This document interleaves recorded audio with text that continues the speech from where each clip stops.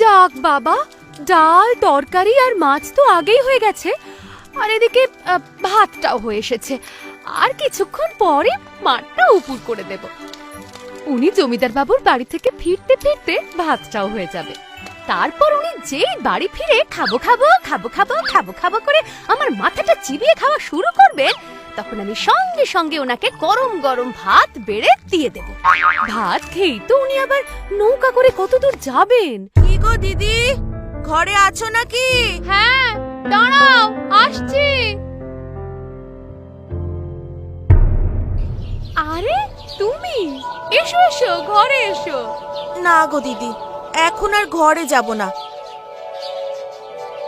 আমি তোমায় একটা ঘটনা জানাতে এলাম, কথা বলেই তাড়াতাড়ি চলে যাব।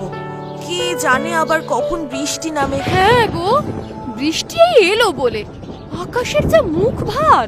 তা তুমি কি কথা বলতে এলে শুনি? আজ সকালে আমি হাটে গিয়েছিলাম কিছু শাক সবজি কিনতে। ও মা, সেখানে গিয়ে কার দেখা পাই বলো তো? কার? আরে কার আবার, আমাদের নয়েবের বউয়ের। নায়েবের বউ? ও আবার হাটে কি করছিল? আরে সেটাই তো কথা গো দিদি। দেখি একটা বুড়ো চাষির সাথে নায়েবের বউয়ের কি তুমুল ঝগড়া। হাটের লোকজন কেনাকাটা ছেড়ে গোল করে ঘিরে ওদের ঝগড়া দেখছিল। ঝগড়া? তাও আবার চাষির সাথে?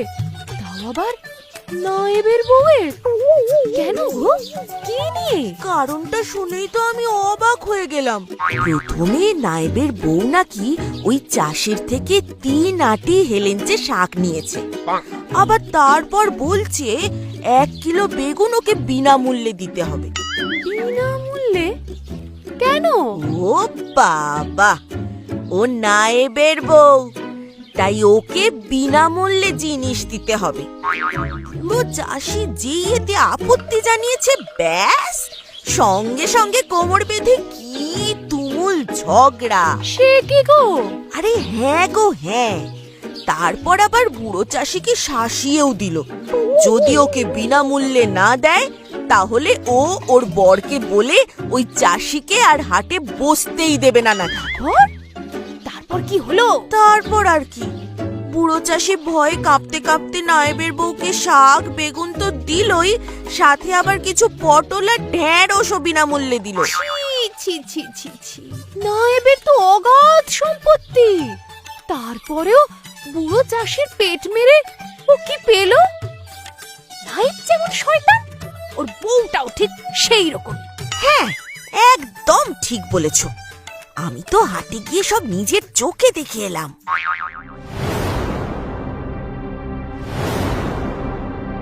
কেমন একটা পোড়া পোড়া গন্ধ আসছে না?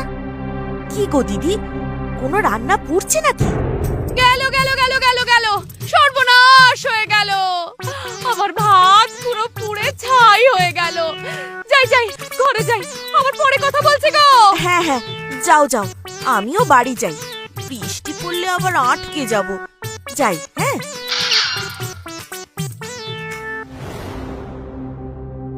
এই গেল, যা যা ভয় পেয়েছিলাম তাই হলো। ভাত তো আর সাদা নেই, পুরো কালো হয়ে গেছে। এবার আমি কি করব? উনি জমিদার বাড়ি থেকে এই এলেন বলে, আর এসেই খেতে দাও খেতে দাও খেতে দাও করে বাড়ি মাথায় করবেন, কিন্তু আমি কি খেতে দেব? কি গো বউ, এই বাড়িতে আমার কপাল ছাড়াও আরো কিছু পুড়ছে নাকি? হ্যাঁ, ও মা, তুমি প্রিয় প্রাণনাথ, কখন এলে গো? তোমার গলায় এই মিষ্টি সুর আর হাঁড়ি দিয়ে বের হচ্ছে পোড়া কালো ধোঁয়া। অঙ্ক আমার মিলে গেছে বউ। কি হলো বাড়ি ঢুকেই ওনার ট্যাকস ট্যাকস কথা? কেন গো, আমি কি তোমার সাথে কখনো ভালোভাবে কথা বলি না নাকি গো? তোমার ভালোবাসার সাথে বাংলার এক অতি প্রাচীন বাগধারা, মুসলমানের মুরগি পোষা, এর ভীষণ মিল পাচ্ছি, বুঝলে বউ? এই, তুমি কি আমার সরাসরি অপমান করতে চাইছো? করতে চাইছি না, করছি। এই যে তুমি আমার কপালের মতো ভাতটাও পুড়িয়ে দিলে, এইবার আমি খাবো কি? এক্ষুনি তো নিমাই কাকা এলো বলে, তার সাথে যদি এখন আলো থাকতে থাকতে না বেরোই, তাইলে তো সন্ধ্যের অন্ধকারে নদী পার করব কিভাবে?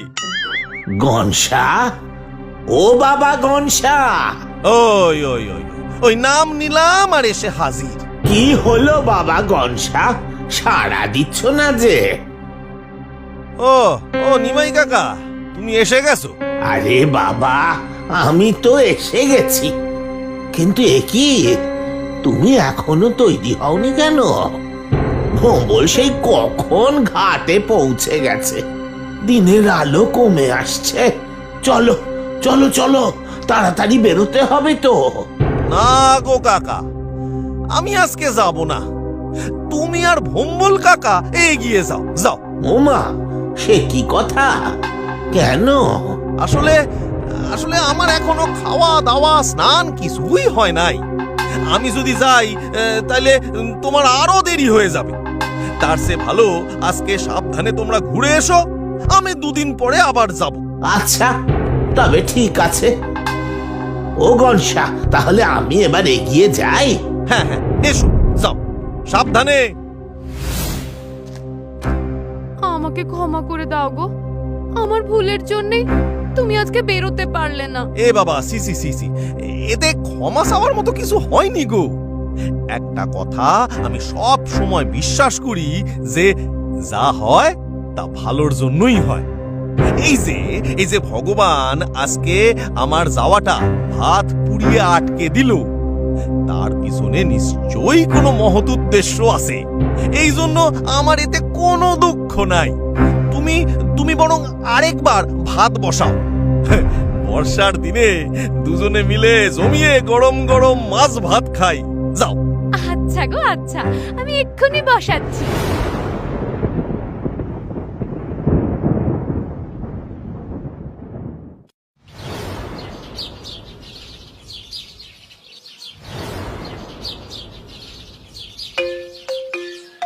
বাবা, কি গরম গো! বাবা, বড্ড গরম। হ্যাঁ গো, কাল রাতের ঘটনা শুনেছো?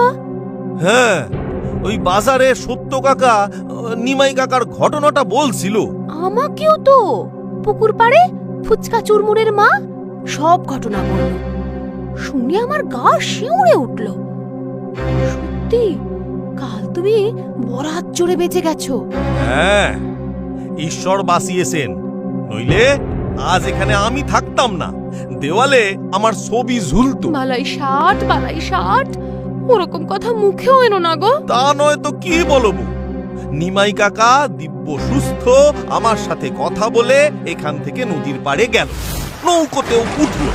কিন্তু একটু পরেই এত ভারী ঝড় বৃষ্টি শুরু হলো যে নৌকো মাঝ নদীতে উল্টে গেল। নিমাই কাকা ভোম্বল কাকা কোনো মতে প্রাণে বেঁচেছে ঠিকই, কিন্তু কিন্তু আরো কত যাত্রী নিখোঁজ বলো তো।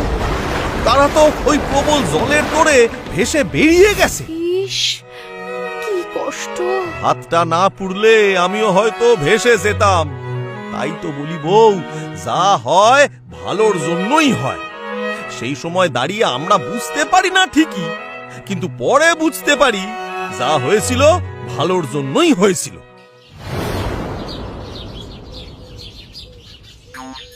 দেখেছো আজ কি সুন্দর ঝলমলে রোদ উঠেছে, তাই আজকে আর সভায় না বসে ছাদে এসে বসতে মন করলো।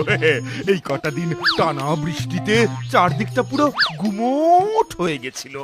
সত্যি এই বৃষ্টি জিনিসটা খুব বিরক্তিকর, একভাবে ঘ্যান ঘ্যান হয়েই চলেছিল। কিন্তু কিন্তু বৃষ্টি না হলে শস্য চাষ হবে কিভাবে? আপনার আমার পাতে খাবার আসবে কোত্থেকে? এই অতি বৃষ্টির চোটে আমি পা পিছলে কাল বাড়ির বারান্দায় পড়ে গেছি গণেশ, যার ফলে আমার হাঁটু ছড়ে গেছে আর হাতের আঙুল কেটে গেছে। এই এই এই এই এই দেখো, এই দেখো পট্টি করা। এটা এটা ঈশ্বরের ইচ্ছা হুজুর। ঈশ্বর যা করেন তা ভালোর জন্যই করেন। কি বলতে চাইছো তুমি গণেশ? আপনি বুঝতে পারলেন না হুজুর, গণেশ বলতে চাইছে আপনার হাত কেটেছে, ভালো হয়েছে। কি? হ্যাঁ হুজুর, গণেশ তো এটাই বলতে চাইলো, যা হয়েছে ভালোই হয়েছে। আপনি যে ব্যথায় কষ্ট পাচ্ছেন সেটাই কোনো ভ্রুক্ষেপই করলো না। ভাবুন ভাবুন, ওর ঔদ্ধত্যটা একবার ভাবুন হুজুর। ঠিকই তো গণেশ, নায়েব তো ঠিক কথাই বলেছে।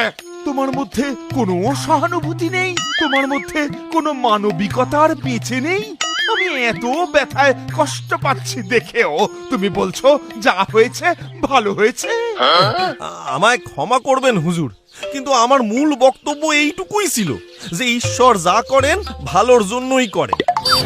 আপনার হাত কেটে গেছে মানছি, কিন্তু এর পিছনে নিশ্চয়ই ঈশ্বরের কোনো মহান উদ্দেশ্য রয়েছে, কারণ যা হয় তা ভালোর জন্যই হয়। তুমি মাত্রাতিরিক্ত বলে ফেলেছ, আর আমিও অতিরিক্ত শুনে ফেলেছি। আমি তোমার আর একটাও বেয়াদবি সহ্য করব না। আমি তোমার সভা থেকে বরখাস্ত করলাম। আমি যেন আর তোমার মুখ না দেখি। যথাজ্ঞা হুজুর। আমি জানি এর পিছনেও ঈশ্বরের নিশ্চয়ই কোনো মহান উদ্দেশ্য রয়েছে, তাই আপনার আদেশ আমি মাথা পেতে গ্রহণ করছি। খুব ভালো করেছেন হুজুর, খুব ভালো করেছেন। গণেশের একটা দৃষ্টান্তমূলক শাস্তি হওয়া দরকার ছিল। গণেশের কথা বাদ দাও, কাজের কথা শোনো। কাল সকালে আমি পাশের গ্রাম পরিদর্শনে যাব। আমি শুনেছি বৃষ্টিতে সেই গ্রামের হাল বেহাল। পালকি এবং প্রহরীদের তৈরি থাকতে বলবে। তুমি নিজে অযথা দেরি করো না। আমি চাই যাতে দিনের আলো থাকতে থাকতে পথে কুখ্যাত শালিমার জঙ্গল আমরা পেরিয়ে যেতে পারি।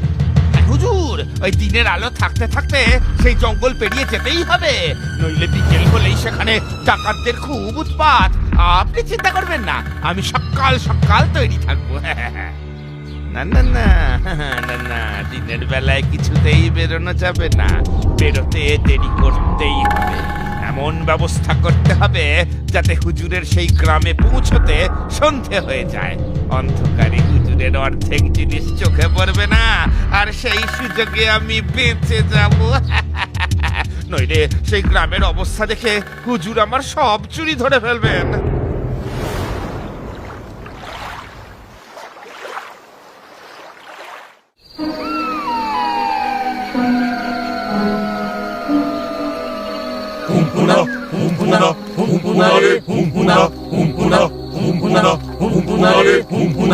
ইস, যেটার ভয় ছিল সেটাই হলো। এই অন্ধকারের মধ্যে ডাকাতদের জঙ্গল পেরোতে হচ্ছে।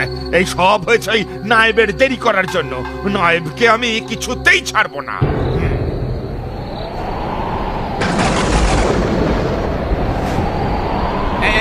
শোনো তোমরা, এই আর পালকি নিয়ে কোনো যাবে বলে মনে হয় না। আবহাওয়া ক্রমশ খারাপ হচ্ছে, চোখে ধুলোবালি ঢুকছে।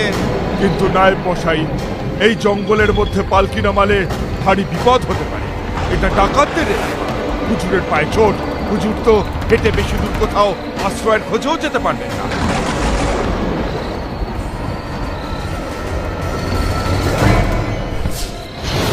পালাও পালাও সকালে, চাচা আপন প্রাণ বাঁচা।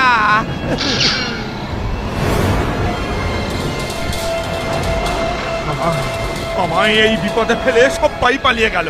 ছাড়বো না, ছাড়বো না, কাউকে ছাড়বো না। আজ গণেশ থাকলে গণেশ আমায় কিছুতেই ফেলে পালাতো না। গণেশকে বরখাস্ত করে আমি সত্যি ভুল করেছি, বিরাট বড় ভুল করেছি।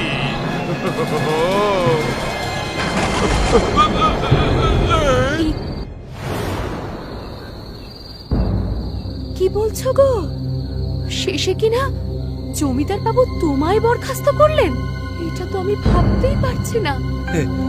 এতে আমার কোনো দুঃখ নেই বউ। আমি মানি যা হয় ভালোর জন্যই হয়। কিন্তু জমিদার বাড়িতে চাকরি না থাকলে খাবো কি? শোনো বউ, ভগবান শরীরটা মোটা বানালেও বুদ্ধিটা তীক্ষ্ণ দিয়ে পাঠিয়েছেন। সেই বুদ্ধি বেসেই বাকি জীবনটা ভালোভাবে কেটে যাবে। ও নিয়ে তুমি চিন্তা করো না বউ, কিছু না কিছু আমি ঠিকই করে নেব।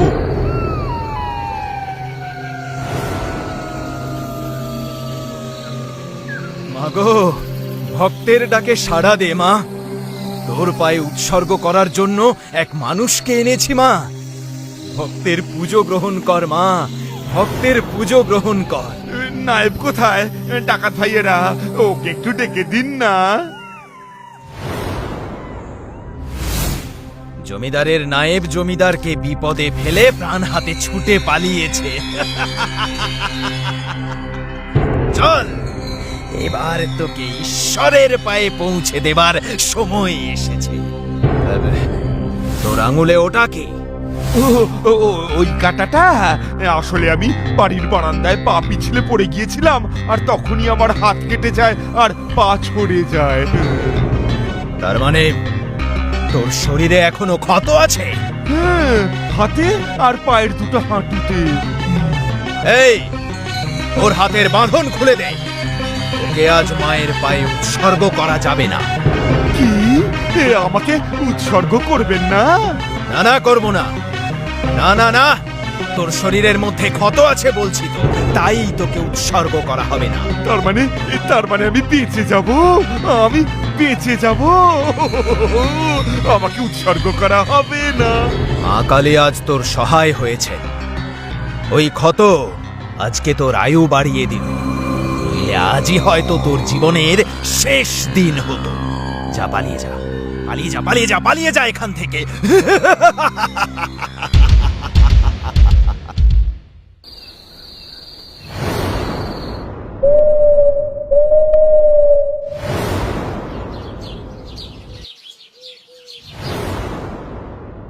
কি ব্যাপার হুজুর, সকাল সকাল আমারে বাড়ি থেকে ডেকে আনলেন, আর পথে আসতে আসতে শুনলাম আপনি নাকি কাল ডাকাতের হাতে বন্দী হয়েছিলেন। সেটা কি সত্যি হুজুর? হ্যাঁ গণেশ, তুমি ঠিক শুনেছো। তারপর কি হলো হুজুর? সেটা বলতেই তোমায় ডেকেছি গণেশ। আমার হাতের যে ক্ষত দেখে তুমি সহানুভূতি না দেখিয়ে বলেছিলে এটা ভালোর জন্যই হয়েছে, আর যেটা শুনে আমি খুব রেগে গিয়েছিলাম, সেই ক্ষতই আমার প্রাণ বাঁচিয়েছে। ডাকাতরা ওই ক্ষতর জন্যই আমায় মুক্তি দিয়েছে গণেশ। ওরে বাবা, এত কাণ্ড! হ্যাঁ গণেশ, তুমি ঠিকই বলেছিলে। আমি বুঝতে পেরেছি আমি খুব বড় ভুল করেছিলাম তোমায় বরখাস্ত করে। আমার আজ স্বীকার করতে কোনো দ্বিধা নেই যে তুমি ঠিক আর আমি ভুল গণেশ। সত্যি, আজ যদি আমার হাতে সেই ক্ষত না থাকতো, তাহলে আমি আজ তোমাদের সামনে জ্যান্ত থাকতাম না। রাতেই ডাকাতরা আমাকে ঈশ্বরের পায়ে উৎসর্গ করে দিত। তোমাকে বরখাস্ত করে আমি খুবই ভুল কাজ করেছিলাম গণেশ। না না হুজুর, আমারে বরখাস্ত করে আপনি ভালোই করেছিলেন। কেন গণেশ, এর মধ্যে কি ভালো উদ্দেশ্য ছিল? আপনি একবার ভাবুন হুজুর, যদি আপনি আমারে বরখাস্ত না করতেন, তাইলে সেই দিন আপনার সাথে আমি যাত্রা করতাম। নায়েব মশাই আপনারে বিপদে ফেলে নিজের প্রাণ হাতে পালিয়ে যেতেই পারে, কিন্তু আমি তো সেই ধরনের মানুষ নই। আমি কিছুতেই আপনারে বিপদে ফেলে পালাতাম না। ফলে ডাকাতরা আমাকেও আপনার সাথে বন্দি করে নিয়ে যেত। সেখানে গিয়ে আপনার হাতের ক্ষতর জন্য আপনি প্রাণে বেঁচে যেতেন, কিন্তু আমার তো কোনো ক্ষত ছিল না হুজুর। ফলে তারা আমাকে তো উৎসর্গ করতই করত। হ্যাঁ, সেটা তো তুমি ঠিকই বলেছো গণেশ। ভাগ্যিস আমারে বরখাস্ত করেছিলেন হুজুর, নইলে আজ আমি জ্যান্ত থাকতাম না। ঠিকই তো, ঠিক কথাই বলেছো। এই জন্যই তো আমি বলি হুজুর, যা হয় তা ভালোর জন্যই হয়।